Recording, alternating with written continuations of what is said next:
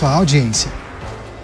E o presidente Lula sancionou uma nova legislação que endurece as punições para crimes de feminicídio, elevando a pena mínima de 12 para 20 anos de prisão e a máxima de 30 para 40 anos. Essa medida visa combater de forma mais rigorosa a violência contra as mulheres, especialmente em casos motivados por violência doméstica ou discriminação de gênero. Então, para a gente entender como deve ser a aplicação dessas mudanças, vamos conversar a partir de agora com a Fabiana Marques, advogada criminal e presidente da Comissão da Mulher Criminalista da Anacrim, do Rio de Janeiro, a quem eu agradeço demais pela participação. Doutora, seja muito bem-vinda mais uma vez aqui à Jovem Pan News. Muito obrigada, Daniel. Mais uma vez agradeço o convite. É sempre muito bom estar aqui participando, né? E podendo comentar mudanças tão significativas na nossa legislação como um todo, mas em especial nesse caso que para mim eu tenho um grande apreço, trabalho com essa pauta, né? Que é exatamente voltada para a violência contra a mulher, proteção dos direitos das mulheres. Então, estou feliz de estar aqui com vocês hoje para poder trocar mais sobre essa novidade, essa mudança agora na nossa legislação, né? Excelente. Alguns pontos e aspectos para a gente tratar nesse bate-papo, mas para começar, doutora, como avaliou essa nova legislação para os crimes de feminicídio? Já foi sancionada, inclusive, pelo presidente da República. Agora, houve alterações em várias legislações, vários dispositivos, né? Código Penal, Lei Maria da Penha, Lei de Crimes Hediondos, enfim. Necessária essa atualização para começar a sua avaliação? Tá ótimo. Olha, eu achei muito importante essas modificações que nós estamos tendo hoje. Falando de uma maneira macro, nós temos um aumento de pena, né, com relação a diversos dos crimes, né, de violências contra a mulher. Como você já colocou, o feminicídio em si, que antes tinha uma pena mínima de 12 anos e uma máxima de 30. Nós temos um aumento onde a pena mínima hoje é de 20 anos e a máxima de 40, mas a mudança não foi só com relação ao crime de feminicídio. Tivemos vários aumentos, né, exatamente com esses crimes que envolvem as violências contra a mulher. Então, um exemplo, lesão corporal, que antes tinha uma pena mínima de 1 ano e uma máxima de 4. Hoje nós passamos a ter uma mínima de 2 anos e uma máxima de 5. A mesma coisa também acontece. Então, achei bem importante esse aumento, né, inicial na pena, que é o descumprimento de quem já tem uma medida protetiva, ou seja, aquele companheiro que já tem uma medida protetiva expedida pela justiça e ele infringe, desrespeita aquela medida, se aproxima da vítima, por exemplo, quando tem uma medida protetiva de afastamento. Antes a sanção era de 3 meses a 2 anos de prisão, hoje é uma mínima de 2 anos e uma máxima de 5 anos. Por que você... E diversos outros tipos penais, todos envolvendo, né, essas violências específicas contra a mulher, onde ela está sendo, enfim, objetificada a partir do poder familiar e por um homem, que pode ser um companheiro, um ex-companheiro. E por que a importância, né? Porque o aumento da pena ela é importante. Para que haja, primeiro porque a gente mostra, né, o executivo, o legislativo, eles mostram para a sociedade que esse tipo de crime não pode mais acontecer. Tanto não pode mais acontecer que está tendo uma reavaliação e como se percebe que eles ainda acontecem em grande escala, você tem um aumento de pena que é para não só tentar controlar e conter, mas para mostrar, principal é isso, olha, a sociedade não aceita mais esse tipo de crime. Quem cometer esse tipo de crime vai ter uma punição, né, uma punição severa. Obviamente vai responder a um processo, vai ter o direito ao devido processo legal, a defesa, mas ao final, se comprovado que cometeu esse tipo de crime, vai sofrer uma pena e uma pena severa. As penas aumentaram e muito, inclusive, Daniel. Então, eu acho que ela não só traz esse alerta e demonstra para toda a sociedade que não há mais como esse tipo de crime acontecer, mas também traz esse efeito, né? Uma pena maior faz com que as pessoas repensem ou pensem mais antes de cometer esse tipo de crime. Sim. Agora, não foi só com relação a aumento de pena. Sim. Nós tivemos, como você muito bem colocou aqui no início, na chamada da matéria, tivemos mudança em diversas legislações, não só no Código Penal, mas também na Lei Maria da Penha, em outros casos. Então, por exemplo, uma mudança que eu acho bem relevante também é a perda do poder familiar. para aquele ex-companheiro. Então, se ao final se comprova que ele realmente cometeu aquele crime, ele pode vir até a perder o poder familiar. O que é isso? Se o casal tem filhos em comum, normalmente o casal, mesmo separado ou juntos, eles têm aquele poder familiar que eles exercem sobre os filhos, decidem igualmente, dividem igualmente os cuidados. Um companheiro, ex-companheiro que venha a cometer violência contra a mulher pode, sendo sido condenado ao final, perder até o poder familiar, tá? Dentre outras coisas, prioridade de tramitação também. Sim. Em todas as instâncias, temos mais essa mudança também. Então, eu vejo como mudanças muito relevantes e positivas, tá? Dentro do nosso ordenamento. Sem dúvida alguma. Agora, doutora, o feminicídio passou a ser um crime autônomo no Código Penal. Sim. E aí, só reforçando a informação para o nosso público, pena mínima para esse crime subiu de 12 para 20 e pode chegar até 40 anos de reclusão, 40 anos de prisão. Exatamente. Agora, doutora, quais são outros fatores assim que a gente ainda deve considerar como desafios para as autoridades quando a gente fala no enfrentamento a esse tipo de crime?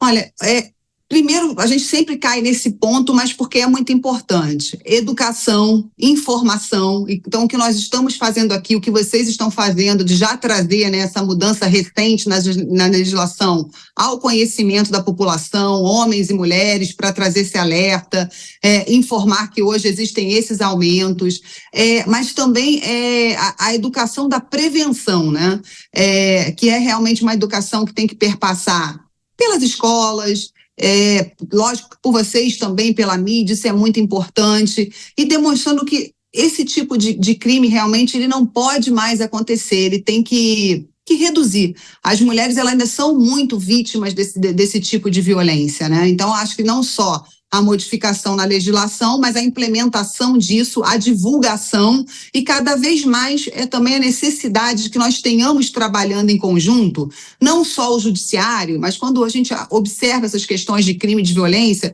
é necessário que você também dê uma assistência mais ampla a essa mulher, né? Então, entra também um trabalho em conjunto com assistência social, que hoje em dia a gente vê muito feito, judiciário, mesmo parte psicológica. E aí, quando a gente entra numa parte de atendimento psicológico e reeducação, aí eu não falo nem só das vítimas, mas também dos agressores, né? Que precisam também passar por esse tipo. Isso hoje já existe, mas eu acho que cada vez mais precisa ser aprimorado. Tipo de cursos exatamente para entender o crime que eles estão cometendo, por que não pode, como e onde buscar ajuda, para que não venha a repetir este fato, seja na relação que se encontra ou numa relação futura. Então, a gente ainda precisa aprimorar esses mecanismos, né? Mas cada vez tem melhorado mais, isso é fato. Fabiana Marques, advogada criminalista, conversando ao vivo com a gente no Fast News. Estamos tratando da atualização da legislação que trata das punições para crimes de feminicídio. Agora, doutora, a nova legislação inclui o feminicídio na lista de crimes hediondos, né? Que significa que os condenados por esse tipo de delito estão sujeitos a regras mais duras, mais rigorosas, inclusive para progressão de regime. A gente trata muito de progressão de regime aqui na programação da Jovem Pan News, especialmente com os nossos comentaristas que tratam de questões ligadas à segurança pública. Queria que você trouxesse essa informação para a gente. Como era e como deve ficar a progressão de regime para quem comete crimes de feminicídio? Porque acaba sendo um desafio, né, quando a gente fala de cumprimento de pena. Há vários dispositivos que permitem que os condenados saiam por alguma razão, né? Enfim, queria escutá-la. Claro, exatamente. Os crimes que fazem parte, né, do rol dos crimes hediondos, eles têm como principal característica exatamente, tem algumas outras, mas a principal é essa, é uma maior dificuldade na progressão do regime. O que é o regime? Então, hipoteticamente falando aqui, nós temos um homem condenado a um crime de feminicídio, vamos supor que foi condenado a 20 anos, né? Porque entre a mínima e a máxima, você pode ter uma condenação ali intermediária. Antes desse crime estar dentro do rol dos crimes hediondos, ele conseguia, de uma forma muito mais rápida, com um cumprimento de pena muito menor, sair do regime que se diz fechado, preso, para, por exemplo, o regime semiaberto, e daí também alternar e ir até para um regime aberto, ou seja, terminar de cumprir sua pena até mesmo em liberdade. E nisso vão inserindo alguns fatores, né, que estão previstos também em lei, aí já na lei de execução penal, né? Como é que ele chega a essa progressão? Estuda dentro da prisão, faz serviço e presta serviços dentro da prisão. Existem vários meios de um preso conseguir, através de estudo, de leitura, de trabalho e tendo dias computados na sua pena e reduzindo e facilitando essa passagem dele de um crime de um regime fechado para um semiaberto ou até mesmo um aberto. Quando isso entra para o rol dos crimes hediondos, ele já não consegue fazer isso, né? Então, a pena que ele recebe, ele cumpre quase que integralmente, ele demora muito mais a passar de um regime fechado para um regime semiaberto e aberto. Ele fica muito mais tempo respondendo aquele crime dentro do regime fechado. Então, assim, isso é uma mudança muito relevante, porque ele não vai ter essa facilidade de progressão que ele antes tinha. Perfeito. Agora, doutora, mesmo depois, a gente vai retomar um ponto tratado por você no início da entrevista, porque mesmo depois da criação do feminicídio como qualificadora do homicídio comum, a gente pôde observar que os índices de violência doméstica e de crimes contra a mulher continuaram alarmantes, preocupantes. A gente pôde observar isso ao longo dos últimos anos. Primeiro, por qual razão nós observamos esse cenário? E de que maneira o endurecimento da pena pode mudar sensivelmente a maneira como os criminosos ou aqueles que acabam desrespeitando as mulheres tratem essa questão de outra forma? Perfeito. Bem, Daniel, nós que estudamos, né, nos debruçamos sobre o estudo dos crimes de feminicídio, tendemos a observar, né, que, na verdade, não é que a gente tenha um aumento, na verdade, a gente tem um descortinar. Cada vez mais se fala sobre o crime, cada vez mais as mulheres, mesmo com todas as dificuldades que elas têm de ir a uma delegacia, realizar uma ocorrência, elas têm feito isso com muito mais frequência. Então, nós acreditamos que, na verdade, o que acontece é que as mulheres estão se empoderando mais, tendo mais coragem de dar... de tirar, né, esse tipo de questão do âmbito doméstico e trazer para o âmbito público, fazendo a denúncia, fazendo o registro, acionando judicialmente aquele ex-companheiro, mesmo ainda com muito medo, porque, de fato, o que a gente vê na prática ainda, infelizmente? Por isso eu acredito, sinceramente, Daniel, que o número que nós vemos, apesar de ser muito maior e de estar numa curva de ascensão, ele ainda é muito maior na prática, porque eu mesma atendo muitas mulheres que tem medo de ir a uma delegacia e fazer o registro pela violência do marido, porque elas acompanham e veem casos de outras mulheres que fazem o registro, que saem com uma decisão de medida protetiva, de suposta proteção, de que aquele marido tem que sair da residência, não pode mais voltar ao lar comum, não pode se aproximar dela, e dias depois está sendo assassinada por esse marido, agredida e até mesmo assassinada. Então ainda existem muitas mulheres que passam por esse tipo de violência, mas ainda ficam com muito medo e receio e não têm coragem de notificar, de fazer um registro, porque normalmente, infelizmente, é neste momento em que a gente chega ao ápice do crime, que seria o feminicídio, porque aí aquele companheiro que até então já agredia, seja verbalmente, seja fisicamente, seja psicologicamente, ele entra num momento de fúria e faz o quê? Agora eu vou matar essa mulher, já que ela fez isso, ela teve coragem, ela teve audácia, porque na verdade ele não vê como uma coragem, né, de fazer essa denúncia. Então, por mais que nós tenhamos hoje a Patrulha Maria da Penha, que faz um excelente trabalho, dando atendimento a estas mulheres que fazem registros, ligam semanalmente, muitas das vezes vão às residências dela, eles não conseguem dar uma proteção ainda integral. Então, quando você aumenta a pena e você demonstra que quem comete esse tipo de crime vai ficar preso, ele não vai sair em 2 meses, ele não vai sair em 3 meses, há uma tendência, é óbvio que isso não é uma regra, mas em que o agressor ou o suposto agressor pondere mais ou pense um pouco mais, nem sempre, tá, Daniel? Mas há uma tendência em que ele reflita mais, né?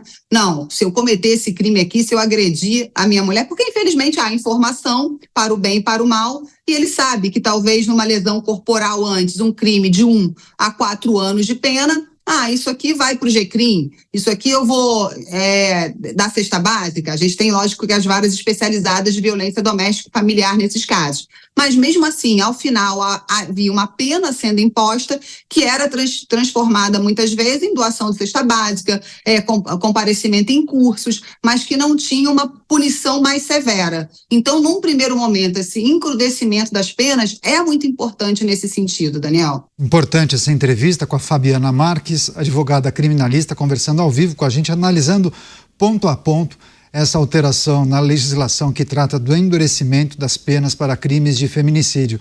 Agora, doutora, daqui a pouco eu quero tratar especificamente da Lei Maria da Penha, quais foram as alterações, mas quando você fala em subnotificação, ou as mulheres que não notificam os casos de violência doméstica, enfim, os vários tipos, há algum tipo de projeção, expectativa de quantos casos deixam de ser relatados às autoridades?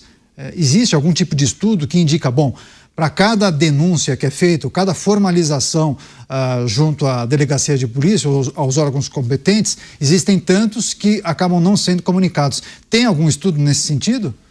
Existem ONGs que fazem, né, esse levantamento, obviamente dentro daquelas mulheres que as procuram e que, por um motivo ou por outro, apesar de procurar um amparo de uma ONG, de uma assistência, não chegam a fazer o registro e assim, minimamente esse número ia dobrar, Daniel.